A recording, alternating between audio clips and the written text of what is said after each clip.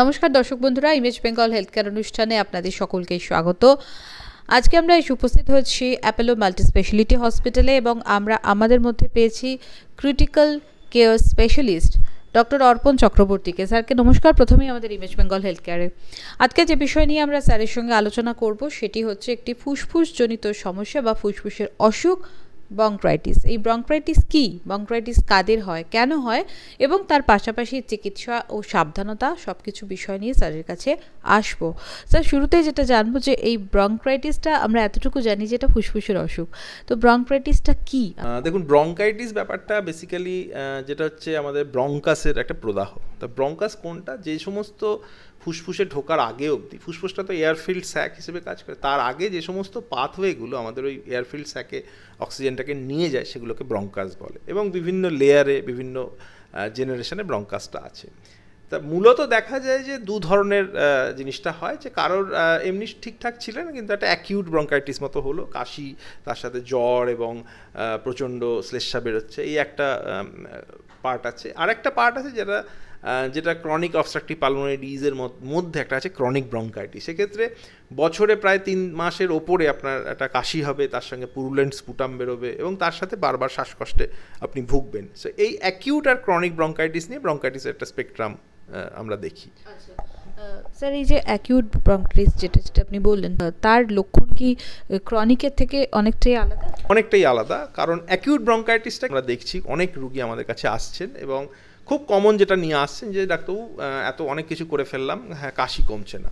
তো এই যে কাশি না কমার যেটা কারণ, সেটা মোস্টলি দেখা যায় যে হঠাৎ একটা শুরু হয়েছিল একটা সামান্য ভাইরাল ইনফেকশন দিয়ে এবং তার একটা হালকা জ্বর ছিল, কিন্তু সেগুলো সেরে গেছে, সবই উনি করেছেন, কিন্তু কাশি কিছুতেই কমছে না। সো এটা হচ্ছে একটা অ্যাকিউট ব্রঙ্কাইটিসের লক্ষণ এবং দেখা যাবে এই কাশিটা 1 মাস 1.5 মাস থাকবে, তারপর আস্তে আস্তে আস্তে আস্তে শীত চলে যাওয়ার সাথে সাথে আস্তে আস্তে ধীরে ধীরে কমে যাবে with treatment and all this.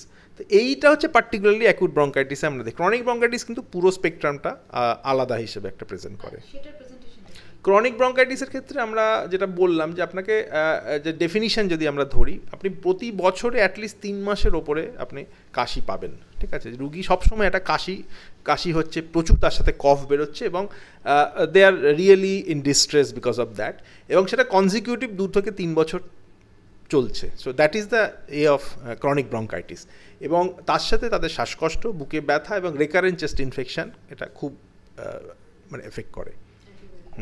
Sir, এর কি কোনো সুনির্দিষ্ট কারণ রয়েছে? দুটোর ক্ষেত্রেই আমরা অ্যাকিউট ব্রঙ্কাইটিসে যেমন বলি একটা ভাইরাল ইনফেকশন দিয়ে প্রেসিপিটেট করে এবং আস্তে আস্তে সেই প্রদাহটা চলে গেলে সেটা সেরে যায়।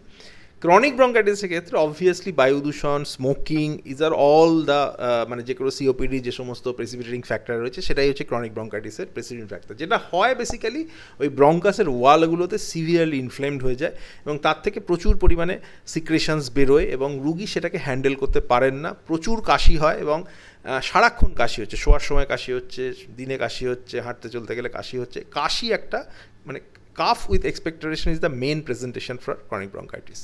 আপনারা রোগ নির্ধারণের জন্য কি টেস্ট করে? দেখুন, ক্রনিক ব্রঙ্কাইটিস কিন্তু যদি আমি আপনাকে ওভারঅল বলি, ক্রনিক ব্রঙ্কাইটিস কিন্তু একটা মানে আপনার প্রেজেন্টেশনের ওপরে আমরা মেনলি দেখি।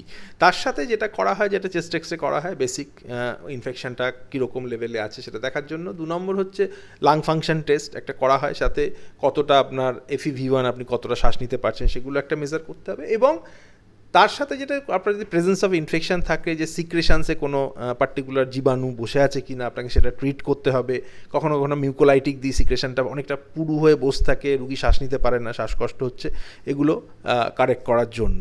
আর সেটা যদি খুব অ্যাডভান্সড পরিস্থিতিতে চলে যায়, কখনো কখনো হার্টের ওপর প্রেশার পড়ে, সেক্ষেত্রে ইকোকার্ডিওগ্রাফি, রাইট হার্ট প্রেশার, এগুলো অ্যাডভান্সড সিওপিডির ক্ষেত্রে আমরা দেখি। এবার আসি একটু ট্রিটমেন্টের কথা, যে এই অ্যাকিউট আর ক্রনিক দুটো ট্রিটমেন্ট কি সম্পূর্ণ আলাদা? সম্পূর্ণভাবে আলাদা। অ্যাকিউটের ক্ষেত্রে আমরা যেটা মোস্টলি সিমটমেটিক ট্রিটমেন্ট করা হয়, আপনাকে যেটা বললাম, একটা ভাইরাল ইনফেকশন দিয়ে যেহেতু প্রেসিপিটেট করছে, সেক্ষেত্রে সবসময় দেখা যায় যে একটা সামান্য প্যারাসিটামল খেলেন, কি তার সাথে একটু হাইড্রেট করলেন নিজেকে, জল টল বেশি খেলেন, অথবা তার সাথে একটু হালকা কাফ লজেন্স, একটু কাফ সাপ্রেসেন্ট কিছু দেওয়া হলো for a shorter period of time, অথবা যে আমাদের নর্মাল অ্যান্টি অ্যালার্জিক ওষুধগুলো আছে সেগুলো দিলেই এগুলো কমে যায়। কারো কারো ক্ষেত্রে কাশি একটু লিঙ্গার করে, সেক্ষেত্রে আমাদের ইনহেলারের একটা দরকার পড়ে। ইনহেলেশনাল স্টেরয়েডগুলো এই কাশিগুলো কমাতে হেল্প করে, but not more than 2 to 3 weeks এগুলো পারসিস্ট করে। Chronic bronchitis is a difficult to treat situation. এক্ষেত্রে আমরা কিন্তু ইনহেলারের সাথে ইনফেকশানের কতটা গুরুত্ব আছে, আপনাকে যেটা বললাম যে ওই ঝিল্লিগুলোতে যে পরিমাণ কফ জমে সেগুলোর কফের মাত্রাটা নির্ধারণ করা, তাতে কোনো ইনফেকশান আছে কিনা সেটা জানা, এবং তার সাথে সেই অনুযায়ী কিছু ওষুধ দেওয়া, কিছু লাইফস্টাইল মডিফিকেশান আছে, সেগুলোতে কিন্তু আপনাকে নজর দিতে হবে। কারণ ক্রনিক ব্রঙ্কাইটিস কিন্তু খুব তাড়াতাড়ি প্রোগ্রেস করলে সেটাকে তার উপর হার্টের ওপর চাপ পড়া, পালমোনারি আর্টেরিয়াল প্রেশার বেড়ে যাওয়া, এগুলো কিন্তু অ্যাসোসিয়েটেড প্রবলেম। পাশাপাশি আর একটা প্রশ্ন, এই ব্রঙ্কাইটিস যেটা আপনি ক্রনিক বা অ্যাকুট বলছেন, এটা কি কোনোভাবে ছোঁয়াচে? না, এটা খুব একটা ছোঁয়াচের মধ্যে পড়ে না। অবভিয়াসলি ভাইরাল ইনফেকশন তো ছোঁয়াচে হয় যখন দেখা যায় যে ভাইরাল প্রোড্রোমগুলো যেক্ষেত্রে বেশি হয়, যেটা আপনাকে বারবার বলছি যে একটা শীতকাল এবং বর্ষাকালে আমরা ভাইরাল প্রোড্রোমগুলোকে মেনলি দেখি, তো তখন একটু ছোঁয়াচের মতো ব্যাপার থাকে, but the disease is not, মানে এটা ড্রপলেট হিসেবে যায় না। স্যার, তার পাশাপাশি যে ফুড হ্যাবিটস এবং লাইফস্টাইল, এই অ্যাকিউট আর ক্রনিকের ক্ষেত্রে কি হতে পারে? অ্যাকিউটের ক্ষেত্রে আমি সেক্ষেত্রে ফুড হ্যাবিট কিংবা লাইফস্টাইলের অতটা দেবো না, এটা যে কারোর ক্ষেত্রে হতে পারে। আমরা সেক্ষেত্রে শুধু বলবো স্মোকিংটাকে একটু বন্ধ করা, এবং কোনো অনেক সময় কোনো বাজে স্মেল কিংবা কোনো স্মেলে তার থেকে হচ্ছে, কোনো পারফিউম ইউজ করছেন, সেগুলোকে যদি বন্ধ করতে পারেন। আপনার যদি দূষণটা, আপনি যদি একটু এক্সপোজারটা কম নেন, ঠিক আছে। Passive smoking one of the thing, আপনি হয়তো স্মোক করছেন না, অন্য কেউ করছে, সেখান থেকে একটু দূরে আসুন। এগুলো খুব ইম্পর্টেন্ট রোল প্লে করে অ্যাকিউট আপনার একটা কাশির ক্ষেত্রে, কারণ একটা প্রেসিপিটেটিং আর ইরিটেন্ট এজেন্ট যেটা থাকবে সেটা থেকে দূরে থাকলেই অ্যাকুট ব্রঙ্কাইটিসটা কিছুটা হলেও ট্রিট করা যায়। ক্রনিক ব্রঙ্কাইটিস কিন্তু ইটসেলফ ইজ এ প্রবলেম, ঠিক আছে। সেক্ষেত্রে আপনাকে লাইফস্টাইলটাকে অনেকটাই মডিফাই করতে হবে। আপনাকে জানতে হবে যে you are suffering from chronic bronchitis. আপনার যে ওষুধগুলো বললাম তার সাথে আপনাকে এই কফকে ক্লিয়ার করার মতো করে পালমোনারি রিহ্যাবিলিটেশন কিন্তু খুব জরুরি, নইলে এই কফ বিভিন্ন জায়গায় জমে বিভিন্নভাবে আপনার বড় নিউমোনিয়া সৃষ্টি করতে পারে, এবং আপনি মেনলি যেটাতে ভুগবেন সেটা হচ্ছে শ্বাসকষ্টে ভুগবেন, এবং খুব তাড়াতাড়ি সায়ানোটিক হয়ে যায়, অক্সিজেনের মাত্রা ফল করে, এবং দে ফল রিয়েলি ইল, কখনো কখনো আইসিইউতে অ্যাডমিশনও লাগে। কোন বয়সের মানুষদের এই অসুখটা বেশি হয়? Acute bronchitis across the age group, ঠিক আছে। বাচ্চাদের থেকে আমরা যে কোনো সময় আমরা দেখছি হতে পারছে, ভাইরাল ইনফেকশন মোস্টলি প্রেসিপিটেট করে। ক্রনিক ব্রঙ্কাইটিসটা কিন্তু একটু বয়স্কদের এতে, এবং স্মোকিংয়ের সঙ্গে ডাইরেক্ট কানেকশন আছে।